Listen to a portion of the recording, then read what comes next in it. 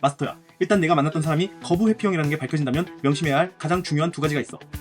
첫째, 거부 회피형의 남자와는 다시 재회를 하지 않는다. 둘째, 다음 만남 때 거부 회피형을 피하기 위한 준비를 끝마치고 다시 연애를 시작한다. 만약 이 두 가지를 하지 못한다면 미안하지만 VIP는 평생 남자 때문에 외롭고 비참한 연애를 하게 될 거야. 회피형에 대해 얕은 지식만 가지고 있는 사람들은 남자가 조금만 잠수 타거나 내 대화를 피했다는 이유로 회피형이라고 이야기를 해. 근데 아무나 회피형이라고 말을 하는 건 위험하다. 왜냐면 인구 구조상 회피형은 20%도 되지 않고 이걸 남녀로 나누면 성별로는 10%가 되지 않는 확률이거든. 그중 거부 회피형은 6, 7% 정도, 즉 100명의 남자 중 6명만이 여기에 속한다는 걸 알 수 있어. 그럼 지금부터 찐 거부 회피형 남자가 가지고 있는 특징에 대해 이야기를 해주도록 할게. 첫 번째, 소통이 안 된다. 이건 연애를 할 때부터 지속적으로 관찰을 해야 할 내용이야. 거부 회피형의 남자들은 자기의 감정에 대해 아무것도 말을 해주지 않는 특징이 있어. 여기서 공포 회피형과 차이가 나는데, 공포 회피형은 뭐 기분 나쁜 거 있어? 라고 질문을 하면 짧게라도 대답은 하거든. 근데 거부 회피형 남자들은 애초에 그런 질문에 입을 닫아버리는 경우가 정말 많다. 그러다 보니 정서적 교감이 불가능한 경우가 많고 몇 년을 사귀었는데도 회사 사람들보다 아는 정보가 더 없는 아이러니한 상황이 발생이 되기도 해. 두 번째, 거부 회피형 남자들의 주된 특징 중 하나는 연락을 안 하면 지가 막 공들여서 연락을 하다가 내가 연락을 자주 하잖아? 그럼 갑자기 익십, 안 익십, 연락 좀 달라 해도 묵묵부답, 이런 뭐 같은 연락 패턴을 많이 보인다. 세 번째, 덜 떨어진 공감 능력. 애초에 얘네들은 어린 시절부터 누군가로부터 공감을 받아본 적이 없단 말이야. 그래서 다른 사람을 공감할 줄도 모르고 본인이 공감을 받는 거에 대해 거부감을 느끼는 경우도 되게 많아. 힘든 이야기나 어려운 이야기를 꺼내면 T형은 나름 분석이나 조언이라도 해주거든? 근데 얘네들은 이런 이야기를 할 때 내가 지금 이 이야기를 왜 듣고 있어야 하는 거야? 짜증나, 나는. 생각을 하기에 불편한 표정을 느낄 수 있을 거야. 그리고 이렇게 감정을 표현할 경우 혼자 감정 처리 못하는 VIP를 한심하게 생각할 거야. 네 번째, I'm okay, you're not okay. 이번에는 좀 심리학적인 이야기를 해보도록 할게.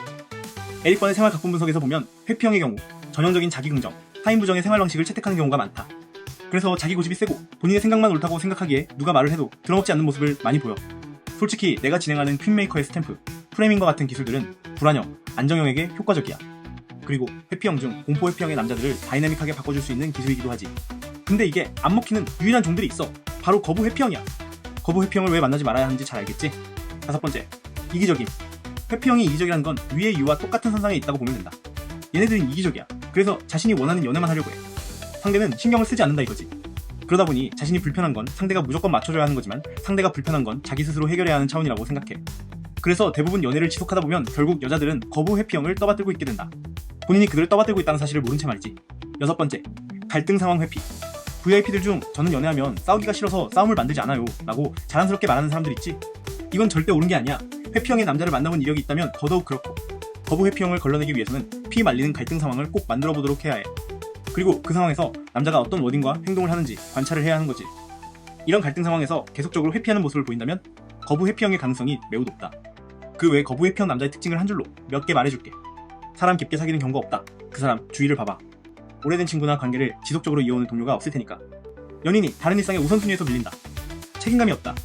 예전에 어떤 고객이 왠지 남자가 회피형인 것 같아서 그 남자한테 이야기를 했대. 나 어떻게 해? 앞으로 1년간 병원에서 지내야 한대. 그랬더니 거부 회피형의 그 남자 바로 연락 끊고 도주했대. 자, 이제 마지막 당부사항. 거부 회피형들은 연애를 시작하는 초반에 연인에게 투자할 정서적 에너지의 95%를 투자한다. 그래서 초반에 만날 때에는 그 누구보다 운명적인 연인을 만난 것처럼 잘해. 사실 이게 진짜 소름이 돋는 부분이야. 이것 때문에 초반에 연애를 할 때 여자들은 당연히 이 사람은 거부 회피형이 아니겠구나 라는 착각을 하게 되지. 하지만 이것도 그리 오래가지 못하거든.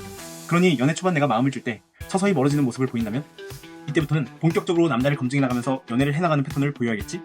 물론 썸 단계에서 거부 회피형 남자를 검증하는 방법을 안다면 더욱 좋을 테고. 아! 그리고 이 채널 곧 떡상할 거니까 속는 셈 치고 구독과 좋아요 부탁해.